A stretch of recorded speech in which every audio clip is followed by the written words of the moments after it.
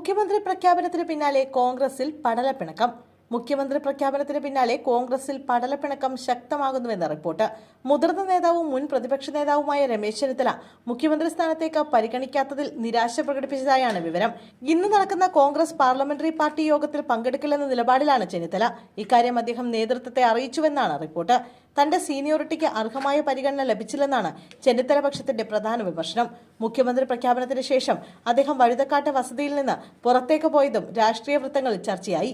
പ്രഖ്യാപനത്തിന് മുമ്പ് ഹൈക്കമാൻഡ് പ്രതിനിധികൾ ചെന്നിത്തലയുമായി കൂടിക്കാഴ്ച നടത്തിയതായും രാഹുൽ ഗാന്ധി നേരിട്ട് ഫോണിൽ സംസാരിച്ചതായും സൂചനകളുണ്ട്.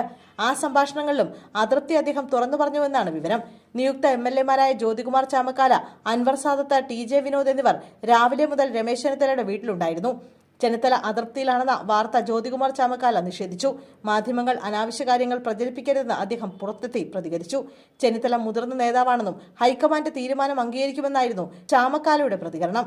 സീനിയോറിറ്റി പരിഗണിക്കപ്പെടുമെന്ന പ്രതീക്ഷയിലായിരുന്നു ചെന്നിത്തല ക്യാമ്പ്. മുഖ്യമന്ത്രി സ്ഥാനത്തേക്ക് VD സതീശനും KC വേണുഗോപാലും അവകാശവാദം ശക്തമാക്കിയപ്പോൾ സമവായമെന്ന നിലയിൽ ചെന്നിത്തലയെ പരിഗണിക്കുമെന്നും പ്രതീക്ഷിക്കപ്പെട്ടിരുന്നു. അതേസമയം കേരളത്തിന്റെ മുഖ്യമന്ത്രിയായി VD സതീശനെ പ്രഖ്യാപിച്ചതിൽ താൻ പൂർണ്ണ സന്തോഷവാനാണെന്ന് KC വേണുഗോപാൽ പറഞ്ഞു.